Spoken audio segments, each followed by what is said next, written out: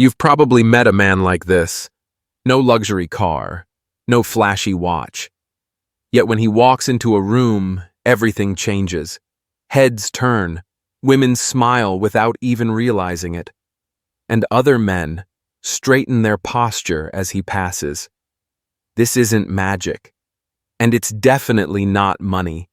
It's invisible power, something most men are never taught to possess. Here's the truth. Invisible power has nothing to do with how much money you have. But if you do have it, money will flow to you effortlessly. If you only have money but lack this power, you'll lose both, faster than you think. In the next few minutes, I'll reveal 3 principles to build invisible power. The same principles Machiavelli used to sway entire courts, and Carl Jung described as a primal force wired into the human psyche. We live in a world where men obsess over money, believing it's the key to respect and attraction. But look closer. Some wealthy men are abandoned for guys who aren't nearly as rich. On the flip side, some men with average bank accounts are never short of company. Carl Jung once said, "People are not drawn to what you own, but to the energy you project." Machiavelli had his own term for it: perceived dominance, the sense of leadership people feel around you before you've even spoken a word. When you master this, you'll never have to chase anyone. People will come to you, not just because they're attracted, but because they feel safe in your orbit. But before we get to the how, you need to understand something. Invisible power doesn't come from pretending. It comes from understanding the true nature of social games and positioning yourself as the one who leads them. Picture this. You're in a meeting. The boss is laying out a new, groundbreaking strategy. Everyone's nodding, scribbling notes, trying to look agreeable. But one man sits quietly, listening. His eyes aren't glazed over. They're analyzing every word. He doesn't rush to speak. He doesn't try to dominate the conversation. And then, when he does speak, the room falls silent. Why? Because from the moment he walked in, the power frame belonged to him. He didn't have to prove he mattered. Everyone could feel it. In the next section, I'll show you how to create a power frame in any interaction, how to use strategic mystery so people are always curious about you, and the nonverbal language that earns respect before you even open your mouth. Get these 3 principles right, and you'll understand why invisible power is what women want more than money. Before you can master invisible power, you need to understand one thing. Every interaction you have, whether it's with a woman, a coworker, or even a stranger in line at the coffee shop, is a subtle battle over the frame. What is a frame? A frame is simply the mental lens that defines how 2 people relate to each other. Who's leading, who's following, who's the one adapting, and who's the one setting the terms. Carl Jung might describe it as the unspoken psychological contract between 2 minds. Machiavelli? He'd call it control of perception. If you don't control the frame, you're automatically playing inside someone else's. And the man who controls the frame controls the interaction. Here's the kicker. You don't need to be the loudest, the richest, or the most alpha in the room to own the frame. In fact, the men who try to force it usually lose it fastest. Why the power frame matters. When you walk into a room, people are scanning you in milliseconds. They're asking, do I adjust to this person, or does he adjust to me? Women do this instinctively. If she feels your frame bending to hers, if you're too reactive, too eager to please, you've already lost her curiosity. But if she senses that you have your own center of gravity, that you're not swayed by her mood or attention, she'll lean into your world. This is what Jung meant when he spoke of individuation, becoming a fully formed individual who stands on his own terms. Machiavelli would say, "The one who makes others come to him and willingly is the one who rules." So how do you actually project that kind of frame without looking like you're trying too hard? Step 1. Control your pace. One of the quickest tells of who's leading is pace. Most people unconsciously match the speed, tone, and rhythm of the person they see as dominant. Walk into a date, a meeting, or a conversation, and slow down. Pause before you answer. Don't rush to fill silence. Let the other person feel that your time, your attention, moves at your pace, not theirs. In Machiavellian terms, you're setting the tempo of the game. In Jungian psychology, you're signaling self-possession and inner calm, which reads as strength. Try this once, and you'll be shocked at how quickly people start leaning in, both literally and figuratively. Step 2. Respond, don't react. Most men lose the frame because they're reactive. She teases him. He scrambles to defend himself. The boss questions him. He over-explains. A stranger gives him attitude. He gets flustered. Instead, respond. Responding means you take a beat, assess, and then answer in a way that reinforces your position. It's not about ignoring people. It's about staying rooted in your perspective and letting them adjust to you. This is pure Machiavelli. Never let emotion drag you into someone else's strategy. And Jung would call it integration. You're aware of your triggers, but you don't let them control you. Here's the truth. The less reactive you are, the more others will start watching your cues before they act. Step 3. Let silence work for you. Silence is the secret weapon of the power frame. Most people fear it. They feel the urge to fill every gap with chatter. But in the hands of someone confident, silence becomes dominance. When you pause after someone speaks, you're doing two things. You're showing that you're processing, not scrambling. You're making them sit in the weight of their own words. A woman might tell you something provocative just to see if she can get a rise out of you. Instead of jumping in, hold her gaze, smile slightly, and say nothing for a beat. That's when the frame shifts, and she feels herself entering your world. Silence isn't emptiness. In the right hands, it's power you can feel in the air. Step 4. Micro-leadership in every interaction. You don't need to be the boss to own the frame. Micro-leadership means you guide small moments, choosing where you stand in a group, deciding when the conversation moves to the next topic, suggesting the next drink or location on a date. These aren't big power moves. They're subtle signals that you're comfortable taking the lead, and those signals add up in the subconscious mind of everyone around you. Control enough of these small moments, and you'll control the tone of the entire interaction. Closing the principle. Owning the power frame isn't about arrogance. It's about standing so firmly in your own reality that others naturally adjust to you. Women feel it. Men respect it. And money? That starts flowing toward the man who others believe leads the room.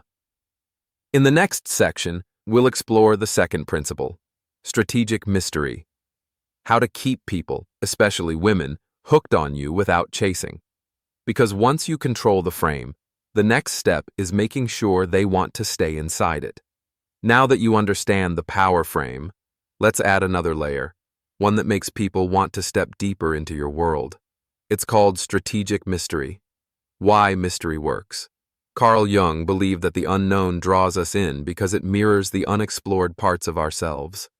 When someone is completely open, predictable, and exposed, our curiosity dies. But when there's something we can't quite figure out, our mind keeps returning to it. Machiavelli understood this in politics. Reveal only what serves your purpose. Keep the rest hidden, not because you're being deceitful, but because control of information is control of perception. With women, this means you never give away the full map of who you are all at once. Here's the truth. People chase what they don't fully understand, and they get bored with what's fully explained. Step 1. Share in layers.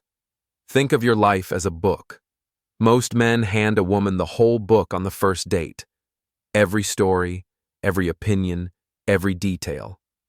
Strategic mystery means you give her one chapter at a time. You might reveal a surprising skill in passing, but not explain the whole backstory. You might hint at a past experience, but leave room for her to ask. The goal isn't to be evasive. It's to create a rhythm of discovery. Every interaction should leave her feeling like there's more to learn. If she leaves every conversation knowing exactly what you'll say next, you've already lost the game. Step 2. Control your availability. Mystery dies when you're too available. It's not about playing games or disappearing for weeks. It's about having a life so full, so rich in purpose, that no one ever feels they own all your time. When you combine a strong power frame with limited access, you trigger what psychologists call the scarcity effect. What's rare is valued more. Scarcity isn't about pretending you're busy. It's about actually living a life that makes you busy. Step 3. Use contrast to stay unpredictable. If you're always intense, always serious, you become one-dimensional.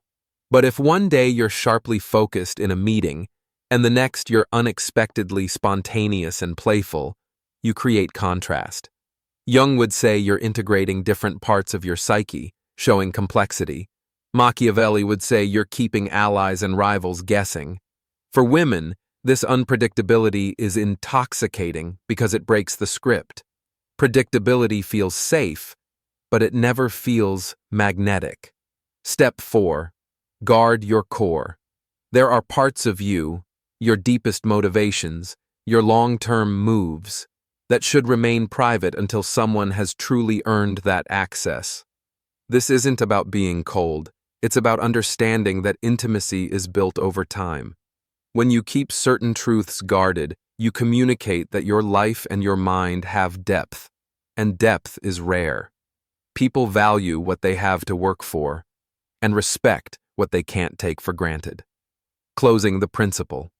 Strategic mystery isn't about lying or manipulating. It's about pacing the reveal of who you are, so that every time someone thinks they've figured you out, they discover there's more. Women crave that.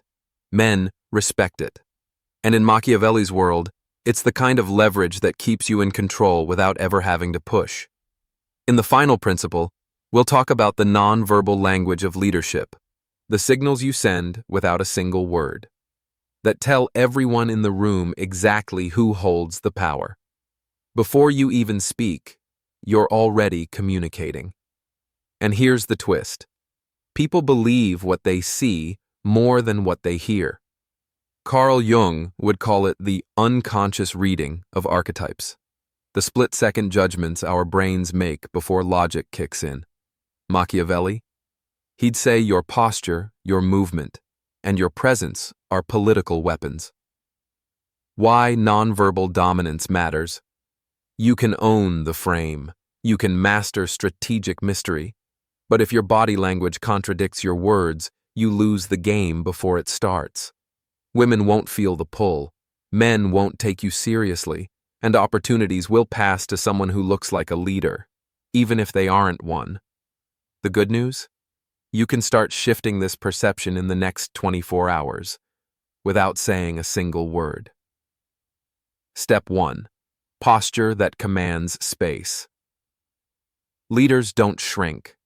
They don't fold in on themselves.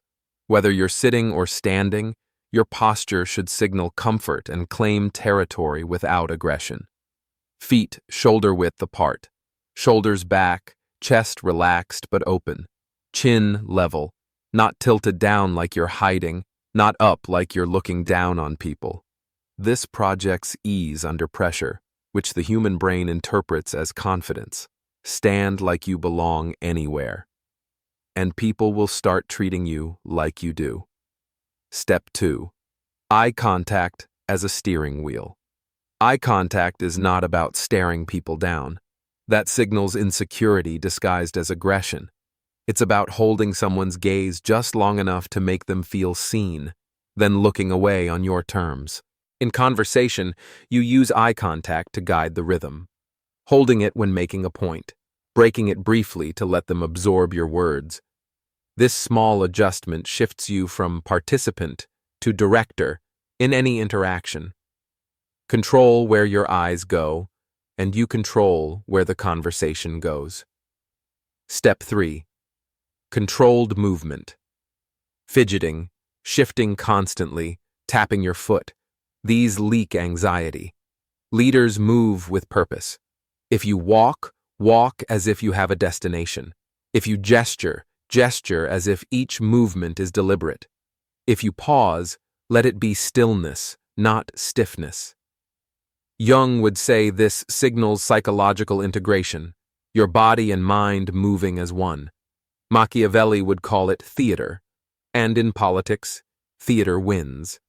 Every move you make is either adding to your power or giving it away. Step 4. The signature expression. Find one neutral expression that feels natural, calm, slightly amused, unshaken. It becomes your resting face in both high-pressure and casual moments. Why? Because unpredictability in emotion makes others uneasy. A steady, confident baseline makes people feel you're in control, no matter the storm.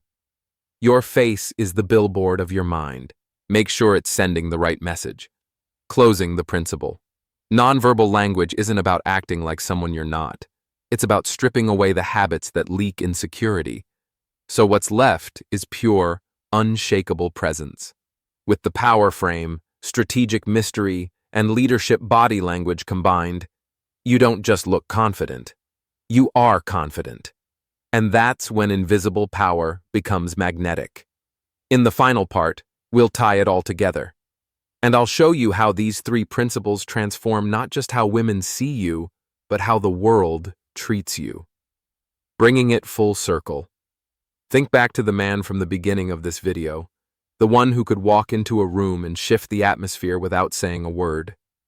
It wasn't money, it wasn't status on paper. It was the way he carried himself, the way he made others slow down, lean in, and adjust to him. That's what women notice before they notice your car. That's what men register before they ask what you do for a living. That's the invisible power Machiavelli manipulated in courts, and Carl Jung identified as an archetype rooted deep in the human psyche. When you master this, you stop asking, "How do I get respect?" You start living in a way where respect is the default. The shift in reality. Here's what happens when you integrate all 3. Women lean toward you in conversation without realizing it. Friends and colleagues defer to your timing. Opportunities, social, romantic, professional, come to you instead of you chasing them. You're no longer trying to impress anyone. You're simply living in your own center of gravity and letting the world orbit around you. And when you live this way, money stops being the bait and starts being the side effect. The emotional peak. Invisible power isn't about domination or control for the sake of ego. It's about freedom. The freedom to be fully yourself without bending to every external pressure. The freedom to choose who enters your world instead of begging for a place in theirs. Machiavelli would call that ruling without a crown. Jung would call it individuation, becoming the complete man you were meant to be. So here's your challenge. For the next week, practice one element from each principle every day. Watch how people's tone, body language, and attention shift around you. Because once you feel this difference, you'll never go back to chasing approval. If you want to go deeper, the next video will break down exactly how to build a power frame in 7 days, with real-world examples you can apply immediately. Click here to watch it now, and start walking into every room knowing the frame already belongs to you.